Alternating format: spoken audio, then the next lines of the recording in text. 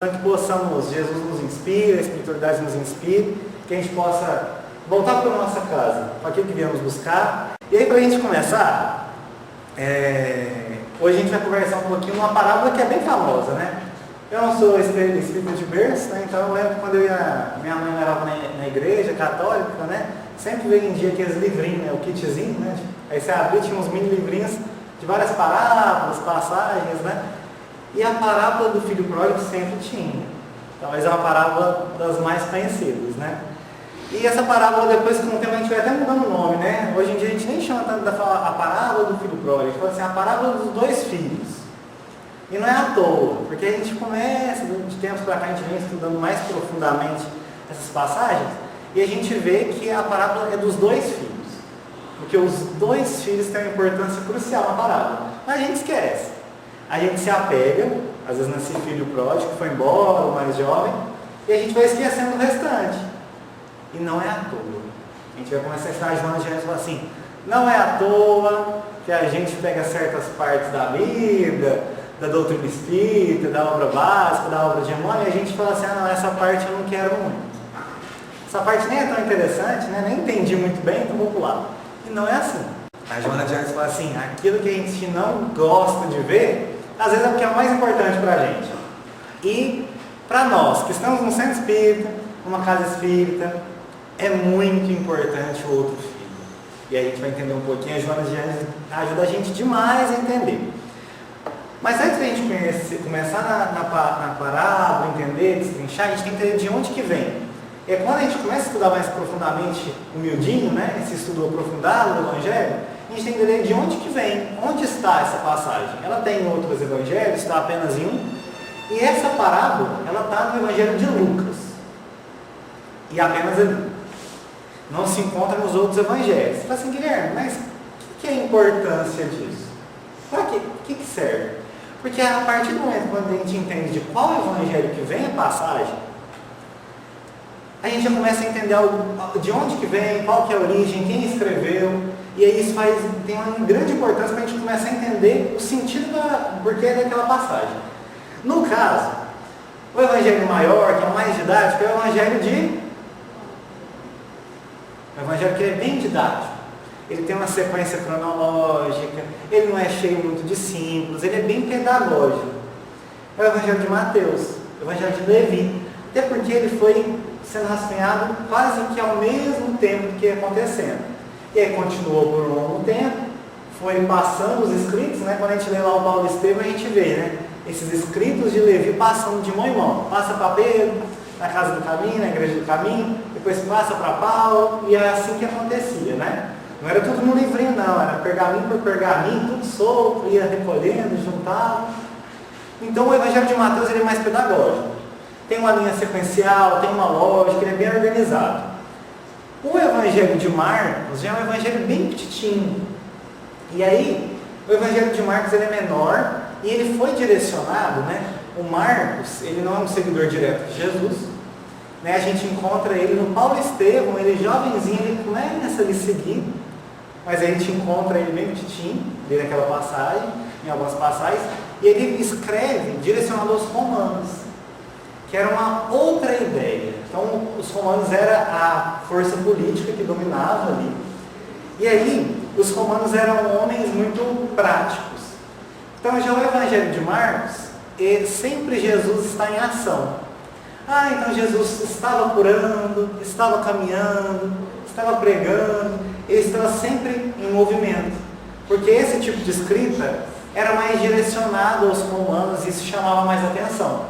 Então, é um outro ponto. Fala assim, então quando a passagem vem do Evangelho de Marcos, tem essa diferença. Entendi. E aí no Evangelho de João, quando a gente pega os escritos de João, a gente fala que ali o João ele apresenta a ideia de um Jesus crístico. Uma passagem mais... algumas pessoas usam o termo místico, né? A gente que é espírita, a gente odeia, né? O místico. Mas assim, uma ideia mais transcendente. A gente adora essa palavra transcendente. Fala sério, até sorriu ali, ó. A gente fala transcendente, é a mesma ideia. Mostra uma forma de olhar para Cristo, para Jesus, um pouco diferente. O João tenta passar uma forma mais profunda, de uma ideia de um Cristo, de um Messias que foi prometido, e aí ele faz vinculações muito profundas. Então o Evangelho de João ele já é escrito quase 70 anos depois, 80, 90, né? Dependendo de alguns estudos. E ele apresenta Jesus de uma forma mais transcendente. Então as passagens são bem profundas. João ele vai linkando algumas conexões dos ensinamentos de Jesus com o Antigo Testamento. Né? Então é o Evangelho mais denso. Então quando a gente vai estudar passagem por passagem, ele é bem denso. É um Evangelho bem profundo. E aí tem o Evangelho de Lucas. E o João é um seguidor, né, mais jovem dos discípulos de Jesus. Já Lucas não. Lucas, a gente vai conhecer um pouco da história dele, quando quem leu Paulo e Estevão também conhece, né, um pouquinho da história dele. Esse contato dele com Paulo, essa aproximação dele. E aí a gente fala, esse Evangelho de Lucas, ele é quase que feito a duas mãos. Ou a intenção de duas pessoas. Que seria o Paulo, que já se encontrava um pouco mais velho, ele sabia que assim, a situação já estava delicada, e ele tinha alguns inscritos, ele estava organizando, como se fosse um evangelho, mas ele sabia que não ia finalizar. E porque ele tinha um desejo muito grande de ir até Maria e Éfeso para colher informações dessa infância, né? Então, os detalhes da infância de Jesus a gente vai no Evangelho de Lucas, está ali, né? O mais profundo, tem bastante, é bem rico nessa parte.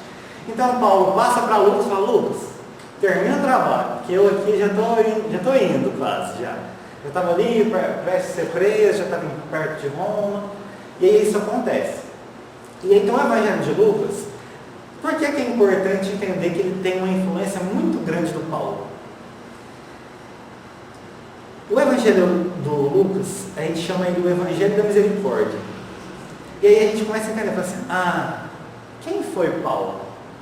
O mais interessante para a gente pensar assim, antes de Paulo, quem foi Saulo de Tarso? Né? Então, dentre toda a história de Saulo até Paulo, foi necessária uma grande misericórdia. Hoje um olhar muito amoroso, esperançoso e de bastante confiança do Cristo para o Saulo, né?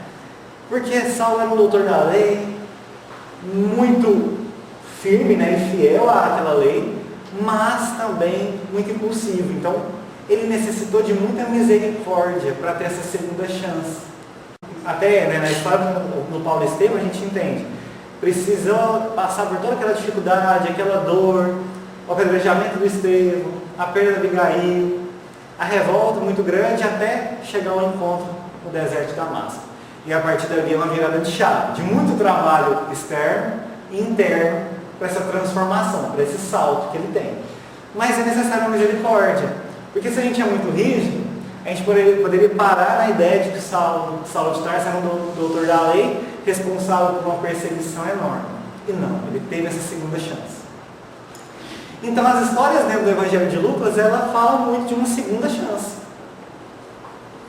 Então, uma misericórdia divina. Você está assim, Guilherme, mas tá, exemplifique, vamos chegando no ponto da passagem do filho pródigo, né? Da parábola dos 2 filhos. E aí que entra? A parábola do filho pródigo, ela está lá no capítulo 15, mas ela não começa no início do capítulo 15. Essa parábola vai começar lá no versículo 11 até o 32. E aí dá para entender o que eles estavam querendo passar. Esse capítulo 15 conta com 3 parábolas. A última delas é a parábola dos 2 filhos. Mas antes, existe uma parábola que fala a parábola da ovelha perdida. Aí depois vem a parábola da dracma perdida, que era uma moeda da época, uma moeda de valor. Agora a gente tem hoje moeda, né? Hoje a gente usa pouco já a moeda, né? Então, o Pix, né? Mas naquela época tinha a moeda, a dracma. E aí o que acontece? O título dessas, quando a gente vai estudar, aí a gente sistematiza e aí ele fala assim, as 3 parábolas da misericórdia. E aí então a primeira parábola conta de uma ovelha que se perdeu, e esse pastor deixa 99 ovelhas, vai atrás dessa ovelha perdida, né? E o que acontece? No final dessa passagem tem as frases importantes para a gente entender qual que é o sentido profundo que a gente quer dar nessas parábolas, né? Quando está na ovelha perdida, encontra a ovelha, e aí está no Evangelho assim: eu vos digo que do mesmo modo haverá mais alegria no céu por um só pecador que se arrepende do que por 99 justos, que não precisam de arrependimento. Bom, estou começando a entender. Então é o Evangelho da Misericórdia, tem umas parábolas que alguém se perde e se encontra, uma ovelha que perdeu e voltou. E se tem mais alegria nos céus em um pecador que se arrepende do que 99 justos que não precisam de arrependimento. É forte. E a gente começa a entender o que o Evangelho está querendo passar. O que essas parábolas contadas por Jesus estão querendo dizer. Até aqui é uma mensagem clara e muito simples. Mas a gente vai aprofundando até chegar na parábola dos dois filhos. E aí a próxima, a parábola da dracma perdida, então se perde uma moeda, então se encontra uma moeda. E aí como que finaliza essa parábola? Alegrai-vos comigo porque encontrei a dracma que havia perdido. Aí Jesus, eu vos digo que do mesmo modo há alegria diante dos anjos de Deus por um só pecador que se arrepende. Ok. Então a gente tem uma construção de parábolas até chegar na parábola do filho pródigo, ou dos dois filhos. E aí, o que acontece nessa parábola? Quando fala assim, parábola dos dois filhos, o que vem na mente de vocês assim, de primeiro? Pode falar. Perdoar, certo. O que mais? O que vem? Eu quero sem pensar mesmo, é o que vem na mente. Ingratidão. Boa. O que mais? Alguém pensa uma palavra assim, quando eu falo, lembro dessa parábola, eu lembro disso. Perdão. Um filho obediente e um outro desobediente. Isso. Muito bom, muito bom. Então assim, a gente tem esse contato com essas parábolas, a gente conhece, mas a gente para pouco para estudar parábola às vezes, né? A gente para pouco para estudar às vezes o Evangelho, né? A gente não estuda nem as aulas básicas da doutrina, né? Então a gente às vezes tem dificuldade. Mas é importante a gente ressignificar essas parábolas que a gente acha que é assim, já conheço. Essa parábola eu já conheço. Essa nem diz para mim, quando fala disso, eu não sou o filho pródigo, eu estou indo no centro toda sexta-feira tomar paz.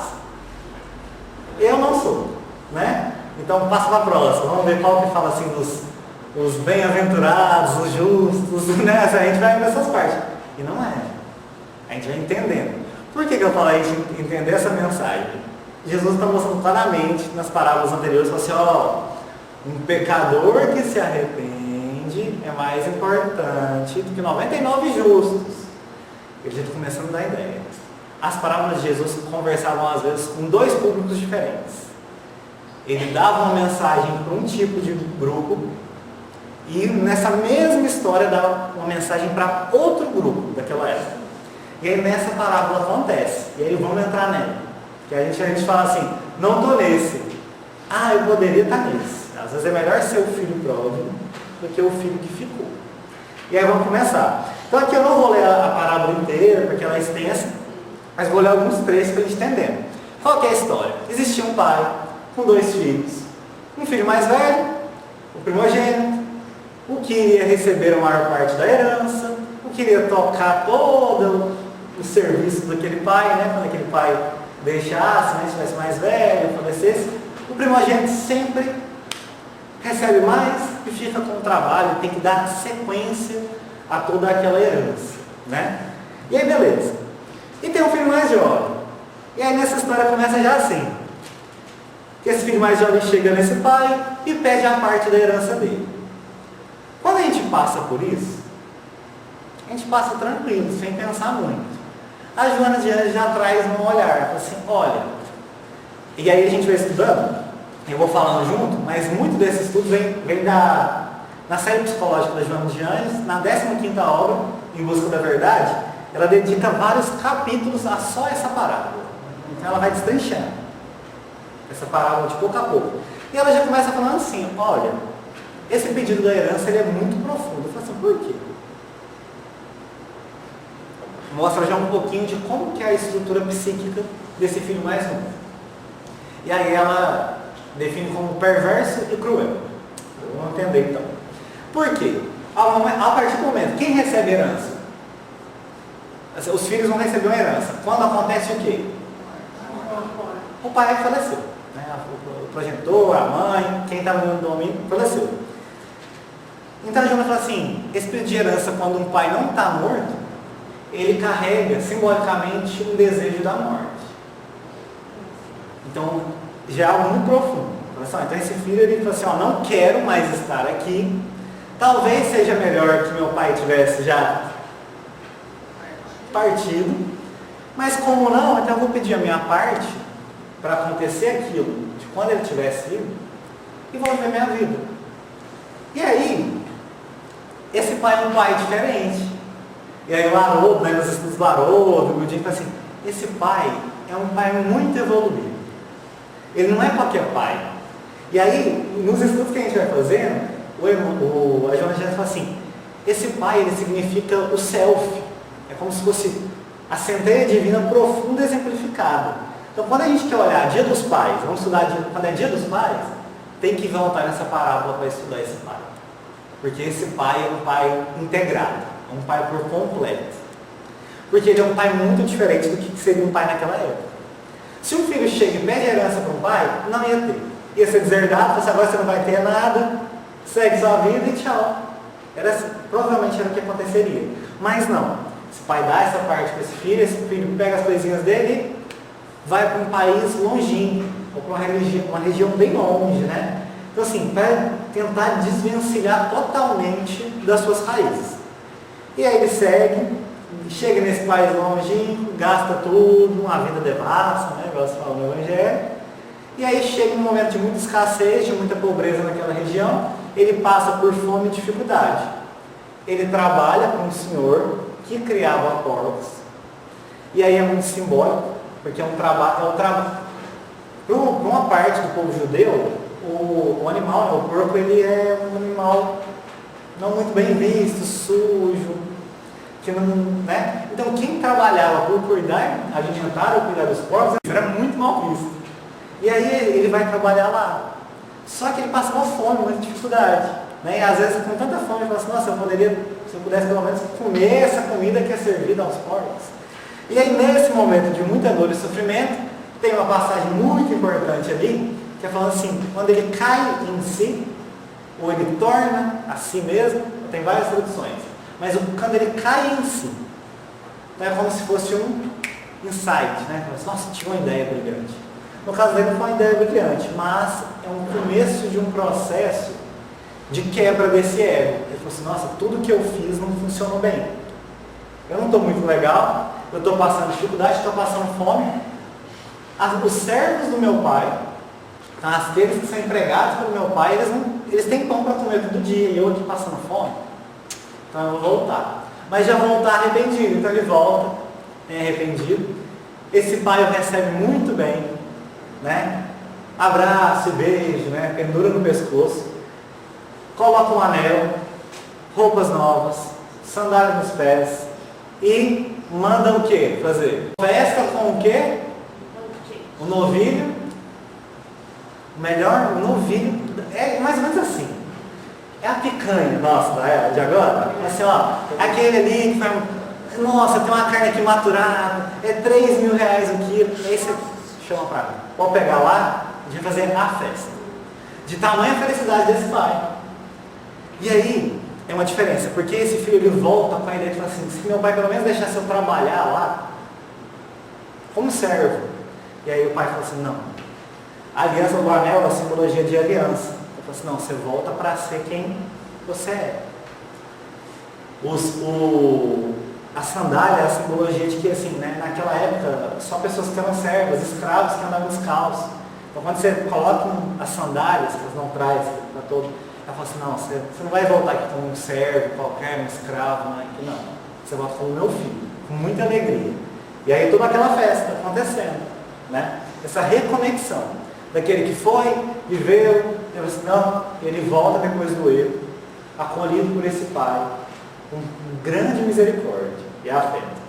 E aí ficou o filho que ficou lá. E ele continuou trabalhando, servindo, tudo que o pai precisava. E aí ele estava no campo trabalhando, e ele volta e vê uma festa enorme na casa. Ele pergunta para um dos servos, o que é isso que está acontecendo? Seu irmão voltou, seu pai está dando a festa, pegou o melhor novilho aqui, ó, está dando a festa, seu irmão voltou, ele está muito feliz. O que seria a gente pensar? Assim, nossa, ele voltou bem? Será que se fosse um irmão, né, que tem um afeto ali, uma pessoa de bom coração, assim, Ele voltou inteiro, voltou faltando parte, ele voltou, como que ele voltou? Não foi essa a preocupação desse irmão. Ele falou assim, como assim? Eu aqui o tempo todo, trabalhando, sendo fiel, sendo obediente, né? Sendo obediente, nem um cabrito meu pai me deu. Nem um cabrito para me aproveitar, festar com meus amigos. Que injustiça. Né? Essa é a ideia, eu sou injustiçado, sou um coitado. Né? Porque eu estou aqui o tempo todo, meu irmão vai lá, curte, gasta dinheiro, nessa vida de devassidão, e eu aqui trabalhando, e aí? E aí fica complicado. A gente começa a pensar, porque a Joana de Gênesis, ela não brinca em serviço. Porque ela fala assim, quando a gente olha para qualquer parábola, não está à toa, né? O Luiz lá de Uberaba, né? Foi quem eu comecei a gostar de estudar esse evangelho mais profundo, assim, e falar assim, Guilherme, papiro é caro, se chegou daquela época até hoje não é à toa, então não tem nada à toa que se passa numa passagem, ainda mais uma parábola tão importante assim. Então não é à toa, nada é à toa, numa passagem dessa. E a Joana de Gênesis vem mostrando, fala assim, ó, o Cristo, né, eu não trabalho na área, mas sou formado em psicologia, né? O Aloysio fala assim, ó, também para mim, não tem nada que a psicologia possa contribuir que o evangelho não vá muito mais longe e profundo. Então, quando você for dar suas palestras, não vai falar de psicologia só não. Vai no que importa, que é o evangelho. O restante a gente trabalha depois, a gente vai aprofundando e usando como recurso. E a Joana faz isso, a Joana de Gênesis faz isso muito bem. Ela fala assim, o maior psicoterapeuta que a gente já teve na Terra é o Cristo. Então, quando ele conta uma história, uma parábola, não é à toa. Tem uma mensagem muito profunda por trás disso. E ela começa a falar assim, quando a gente olha para essa parábola, a gente tem que olhar a gente divide em 3 locais. O filho mais novo, o filho pródigo, o que foi embora, o que foi ver a vida, né? A gente fala assim, quando a gente pergunta para alguém mais velho, sabe como está seu filho ou seu neto? Nossa, meu neto está vivendo a vida. Esse é o filho mais novo que foi embora, né? Falando desse jeito, ele é novo, ele está perdido na vida. Essa é a ideia, né? Que a gente olha para esse filho mais novo que foi embora. Aí a Joana fala assim, mas tem um filho que ficou, e ele é muito importante, e tem esse pai, que é uma integração total. É um exemplo de misericórdia. É um exemplo de como se olha para um filho. É um exemplo de como se olha para qualquer outra pessoa, não precisa nem seus filhos. Aí você fala assim, mas por que esse pai é tão diferente? A gente tem um exemplo do que seria um ancião, um pai mais velho naquela época, que é a cultura do povo hebreu. O pai daquela época é o pai do Paulo de Tarso no Paulo Estevão, quando ele volta com fome, magro, doente, sem nada, emocionalmente abaladíssimo, porque não tinha o que mais contar, e falou assim, por último, vencendo o meu ego, eu vou no meu pai. E esse pai falou assim, escolhe, ou esse carpinteiro, Nazareno, ou eu. O Paulo falou assim, então não tem muito jeito, né? Ele falou assim, vai embora. Nunca mais quero te ver. Né? É um diálogo muito pesado ali, dos dois. Mas é porque o ancião, o pai naquela época do povo hebreu, ele é muito rígido. Ele é muito alheio. E aí, às vezes, quando a gente é muito alheio, a gente deixa passar coisas muito importantes do campo do afeto. Então, na lei, esse filho nunca mais podia pisar perto da casa desse pai. Ele deveria ser deserdado. Nunca mais voltaria, mas esse pai não. Né? E aí a gente vai começar a estudar, que a Joana fala assim, a gente já começa a entender que existem dimensões de ego. E aí tem um ego muito perverso, que não pensou nesse pai, falou, eu vou embora, gastar a herança mesmo, viver minha vida, curtir. Mas no processo desse filho, a Joana vai mostrando que tem uma quebra, tem uma virada de chave, por mais que ainda não muito honesta, por mais que ainda não muito profunda. Assim, como assim, Guilherme? Porque esse filho estava só interessado nesse dinheiro, nessa herança do pai, não tinha muito afeto. Então ele vai, passa dificuldade e ele volta. E aí é muito parecido com a gente. Quando a vida está muito boa, a gente está vivendo a vida. A gente nem vai muito semana, eu aguento umas 3 semanas sem tomar um passe, a vida está tranquila, sem dificuldade nenhuma. Mas vem a tribulação, vem a escassez, e essa escassez que é simbolizada na parábola é o quê? É uma doença, é uma dificuldade aí nas questões do trabalho, é uma dificuldade para os parentes. Vem, a dor chega e a gente corre. A gente não corre porque a gente tem um amor tremendo, porque a nossa fé é uma fé inabalável, porque a gente tem uma conexão tremenda espiritual. Não, a gente volta porque a gente está com fome. A gente volta porque está doendo. E aí a gente volta. Senão eu estou meio mal, tive 3 semanas de loucura aqui na minha vida, eu estou precisando tomar um passo assim. Eu volto.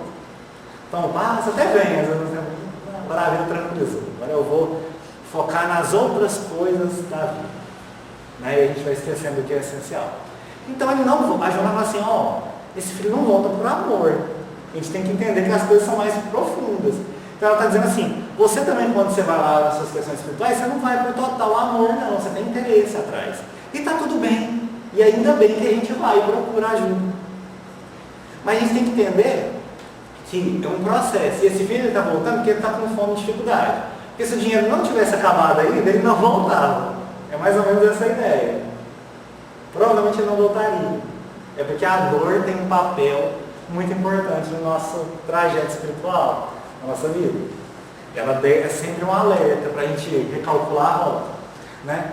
Então a Joana vai explicando, então, esse filho ele é simples de entender. E ele tem uma quebra no ciclo. Ele cai em si. Esse cair em si que está ali é isso. Ele tem um insight para não voltar, gente. Não faz sentido viver essa vida. Né? Então eu volto. Mas ele volta já com traços de um trabalho de início de humildade. Porque eu vou voltar como servo. Se eu quero comer, meu pai não precisa me aceitar como filho, está tudo bem. E aí ele é recebido dessa forma. Porque se arrependeu. Ele está iniciando o processo do arrependimento.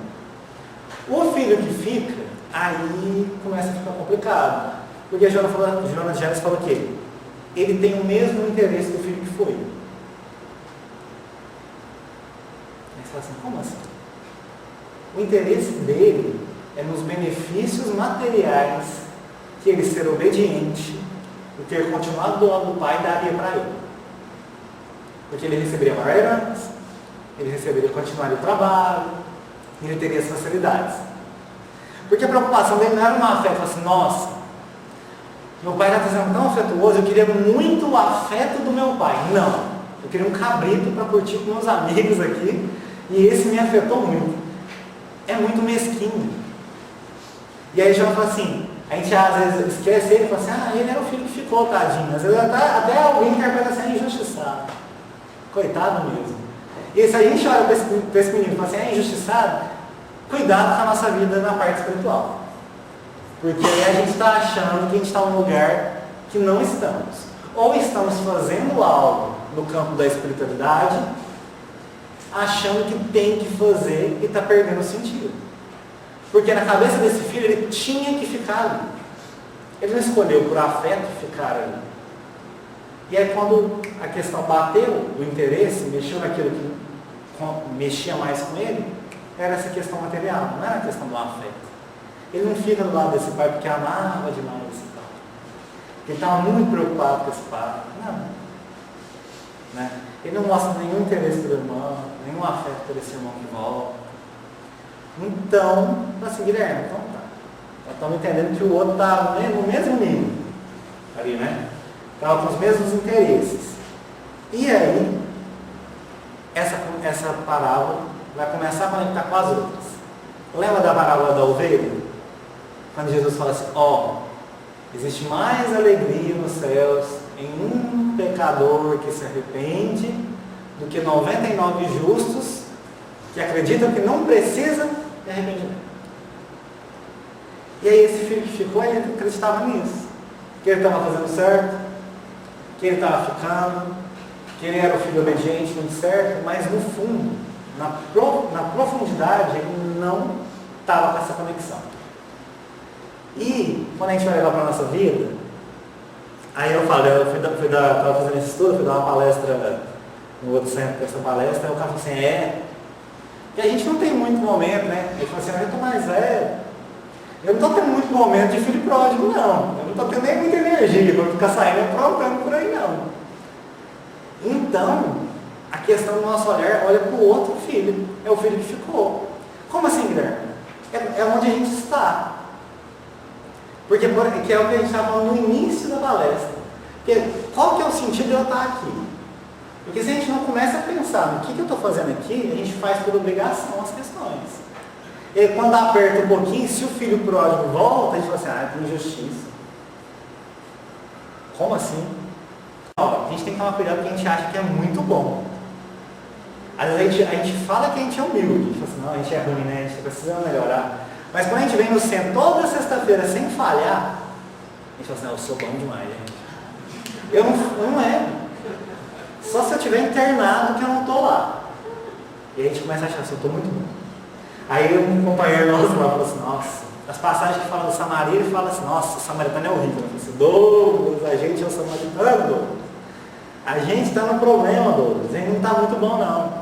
E aí nessa passagem, quando a gente vai estudando, era isso, eu não sou o filho que... Esse filho que ficou não tem nada a ver. Eu falei assim, Douglas, é a gente. Por quê? Aí a gente estava conversando do trabalho da jantinha com os assistidos que estão em situação de rua. Eu falei, Douglas, se um rapaz desse, que nós encontramos lá, daqui 10 anos, não precisa ser agora não, né? Porque a gente está levando uma marmita para eles não. Daqui 10 anos, eu falo assim, cansei dessa vida. Vou procurar ajuda, ele recupera, se arrepende, continua a família, vive bem, e tudo ok. E aí você desencarna, nós desencarnamos juntinho, nós dois, trabalhando aqui na esperança. Aí nós do outro lado, nós chega lá e vê que esse menino está melhor que a gente. Por mais que ele viveu na rua, usou droga, viu a vida doida dele. O que nós faz, Douglas? Ele fala assim, não é possível. Douglas, o tempo todo Jesus está tentando mostrar isso pra gente. Aí a gente assim, né? Quer atenção disso. Eu falo assim, Douglas, é isso. Douglas, e se esse menino se arrepender, a gente está vivendo a nossa vidinha aqui, você vem aqui, entrega umas marmitas, eu entrego umas marmitas, e na verdade eu volto para casa e isso não faz nem sentido às vezes para mim. Eu não estou conectado, eu só faço porque tem que fazer, porque eu estou com medo, porque eu preciso estar abençoado na minha vida. E eu não estou conectado com aquilo, adianta de nada. Aí a Joana Diante começa a falar assim, aí ela começa a aprofundar um pouquinho, mas ela fala assim, está vivendo um teatro, está vivendo uma máscara, e que não tem sentido com a verdade. E aí os nossos anjos protetores, que na hora da gente encarnar, falam assim, vai com Deus, filho, vai, acerta dessa vez. Você vai voltar e falar assim, o que você está fazendo? Você está vivendo um teatro lá embaixo, fingindo ser uma coisa que você não é. Não está trabalhando aquilo que você foi trabalhar. Foi lá, fez porque achava que tinha que fazer, fez porque estava com medo do umbral. E aí, não adiantou. Aí quando chegar lá, ver que o outro, que você julgava horror, ele fala assim, nossa, fulano de toda a minha família, que família horrível. Aí um daquela família está lá em cima, está vindo te ajudar, fala assim, meu Deus, quebrei a cara. Quebramos a cara. Porque essas questões das leis de Deus, elas acontecem na consciência. Que é muito complexo a gente entender. E não é linear. Quando a gente fala dessas questões espirituais, não é linear. Não diz da contagem de dinheiro por quantidade, igual a gente lida com as coisas na Terra. Não é nesse sentido. Porque eu fui mais no centro, então eu vou estar melhor do outro. Não. Porque não importa a quantidade. Porque se a gente pensar dessa maneira, a gente está sendo materialista. Se eu achar que a forma que eu faço, ou a quantidade que eu faço, ou se eu acho que até odiando ficar no trabalho que eu estou fazendo, eu tenho que fazer, perdeu o sentido. E aí você perdeu o sentido duas vezes. Porque às vezes você está mentindo para si mesmo, e aí demonstra da gente uma falta de autoconhecimento, de reforma. A gente fala assim, nossa gente, não sou assim. Não preciso fingir ser assim. Não preciso estar num lugar que não faz sentido para mim. Porque quando acontecer tudo, a gente quebra a cara. O desencarne não tem como mentir. Né? Ou às vezes você está lá caladinho e fala assim, nossa, que injustiça, o fulano de tal está melhor que eu. Vivi aquela vida toda, o outro está melhor do que eu. O mentor vai falar assim, você quer que eu te fale por quê? Você quer que eu te explique os motivos? E é isso que vai acontecendo. E então essa parábola, ele falou assim, mas então, vamos voltar lá para entender qual o recado que Jesus estava dando para um público e qual o recado que ele estava dando para o outro. E aí, quando a gente começa a trabalhar essa ideia de espiritualidade, a gente imagina duas grandes nuvens. O filho pródigo que vai e volta serve para a gente. Serve para a gente. Às vezes a gente se desregula na vida, a gente fala assim, não, vou outras coisas, é o trabalho, eu tenho que, né? Tem que pensar no meu trabalho, né? É perigoso, viu? Perigoso isso. Trabalho, dinheiro, tudo que são degraus perigosos aí. E aí estou pensando nisso, e eu me perco e eu vou voltar. E é importante eu saber da parábola do filho que foi e voltou, para me entender, porque às vezes eu não quero voltar, falo, não, sou uma pessoa horrível, não tem mais solução. Fala, não. Jesus está mostrando assim, olha, existe um Pai misericordioso. Existe, a doutrina espírita vai trazendo que existe uma vida além dessa. Então que o processo vale. O processo é muito importante. Não é um final apenas. Não é porque a gente vai para o juízo final no final dessa vida. Não, existe muito além disso. Então a gente volta. E a gente sabe que a gente vai, se a gente voltar com intenção, arrependido do que a gente está fazendo. E o arrependimento não é só para esse pai aceitar a gente. Esse arrependimento é importante na nossa vida para a gente entender no que a gente vai melhorar verdadeiramente. De entender assim, fiz uma burrada porque eu fui muito impulsivo, porque esse assunto mexe muito comigo. Então, eu vou começar a me arrepender, mas olhando para isso, entendendo que eu sou uma pessoa assim, que tais assuntos da minha história são delicados para mim, eu fico muito mexido. E aí eu estou arrependendo, mas voltando no trabalho interno, né? E aí, esse serve para a gente. Só que ele serve para qualquer outra pessoa aí que está saindo na vida, se desvincula espiritualmente e volta, esse é o nosso processo. Só que o filho que fica, ele é um recado para a gente. Naquela época, para o filho mais novo que foi embora, era para os gentios. Era para aquele povo que não era o povo hebreu, e que aí o povo hebreu antigo tinha um preconceito tremendo, e fala, não, pode vir. Existe um pai que é misericordioso. Né? Então, porque, como o Evangelho de Lucas é escrito por Paulo, Paulo é o apóstolo dos gentios, eles se preocupavam muito com isso. Então, essa ideia da parábola para eles ia muito para o povo, para esclarecimento, para os gentios. A mensagem do outro filho era para os escribas e os fariseus. Era para quem vivia de estudar a lei. Era quem vivia a vida toda por estudar e ensinar aquilo. E aí entra nesse campo perigoso que a gente estava falando quando é da gente, da nossa espiritualidade, da nossa religiosidade, de como a gente está aprofundando nisso. Porque para os escribas e fariseus, a maioria das vezes, esse recado é de uma grande hipocrisia. Porque vocês vivem de um jeito, julgam todos abaixo, e é totalmente contrário ao que você prega. E aí eu falo assim, caraca, essa é a mensagem? Essa é a ideia? Então eu vou no centro, na sexta à noite, vou dar uma palestra, e aí às vezes na minha vida, no meu trabalho, na minha família, eu faço totalmente o contrário. Sou um escriba fariseu. Estou sendo um hipócrita. O Cristo sabe dar o verbo doce ou enérgico da salvação.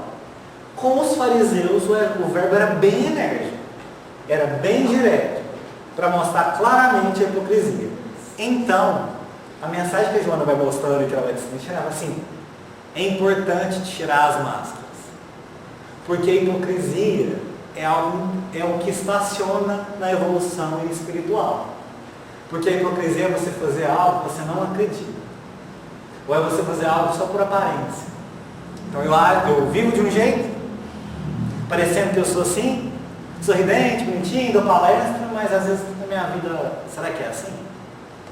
Ou será que aí eu chego no trabalho, eu falo rasgando com todo mundo, não tenho paciência com ninguém, ou no centro eu sou super dedicado, trabalho, faço, mas Eu nem gosto de relacionar com as outras pessoas. E aí é legal. A gente conversava muito isso na época de mocidade, aqui no centro, né? Participei da mocidade do André Luiz há muito tempo.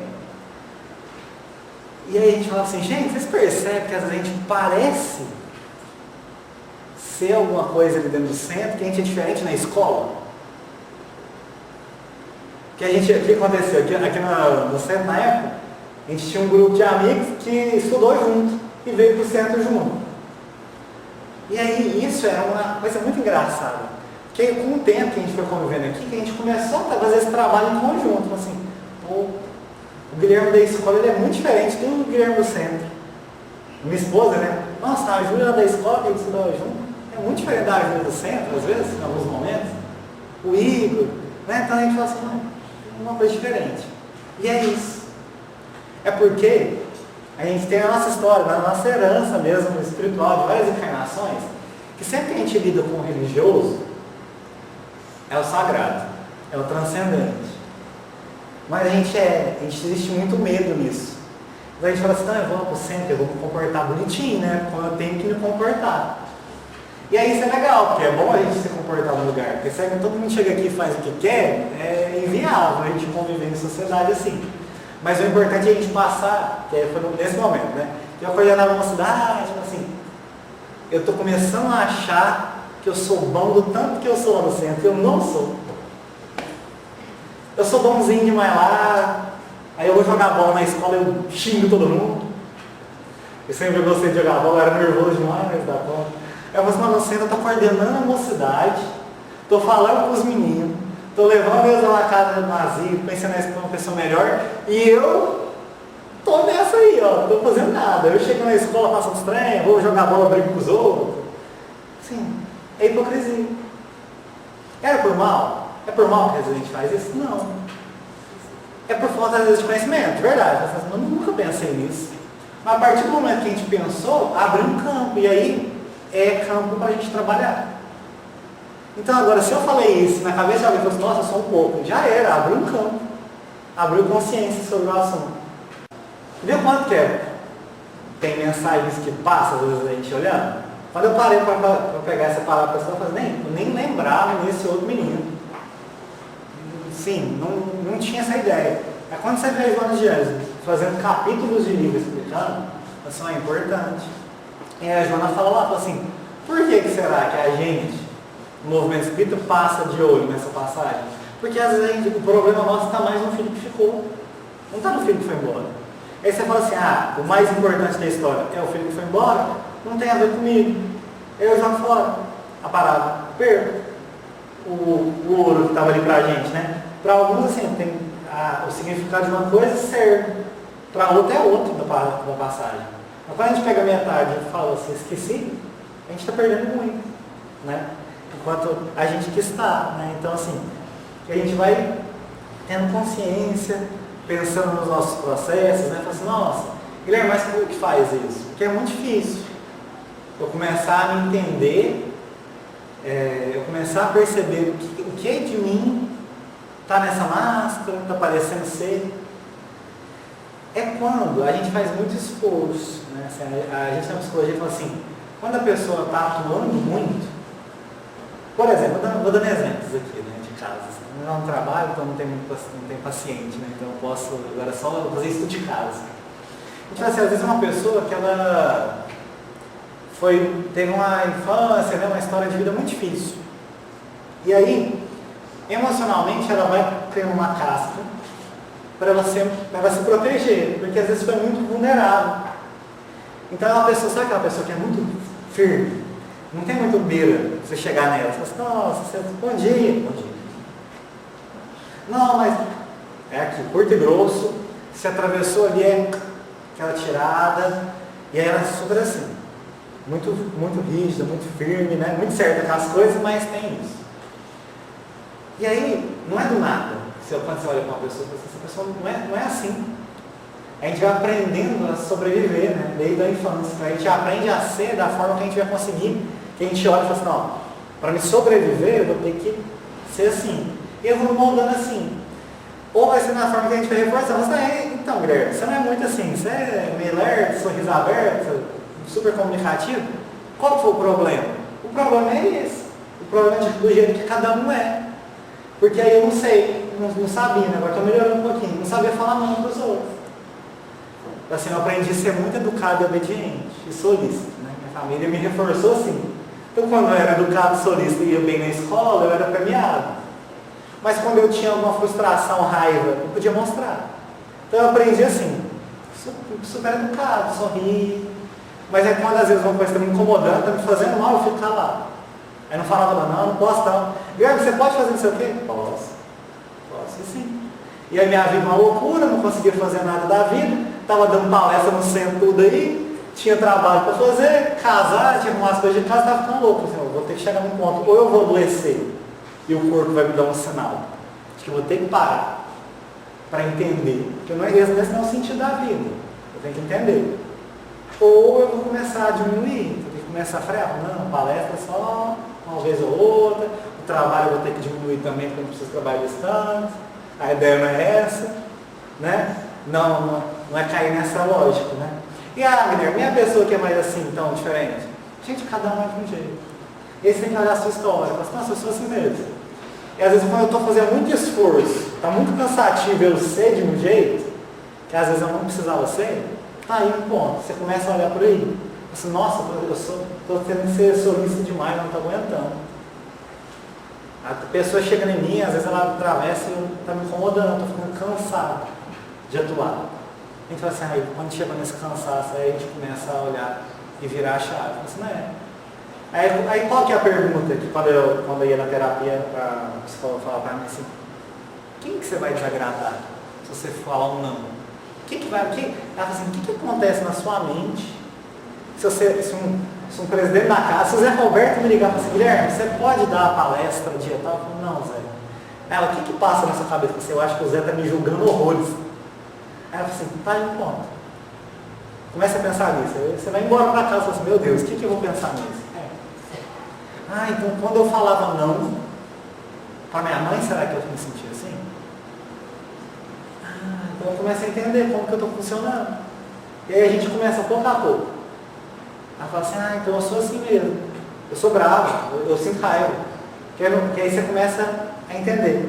Então a pessoa que é muito rude, muito seca, quando ela começa a virar a chave, não, eu posso ser amorosa assim. Eu tenho sentimento. A pessoa não chega perto de mim, não é assim. Eu funciono assim, eu aprendi a funcionar assim para me sobreviver.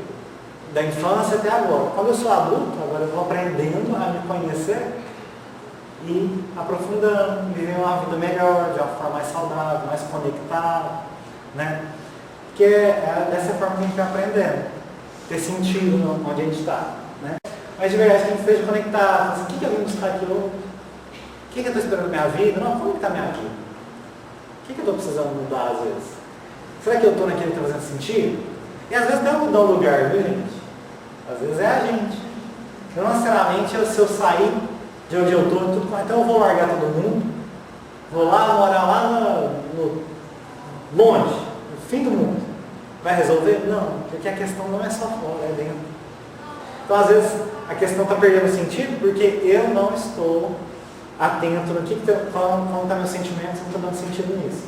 Para que a gente possa estar mais conectado, vendo sentido nas coisas que a gente faz, porque as coisas têm que ter sentido, tem que estar conectado, porque senão as coisas começam a perder a cor, começam a perder o brilho das coisas.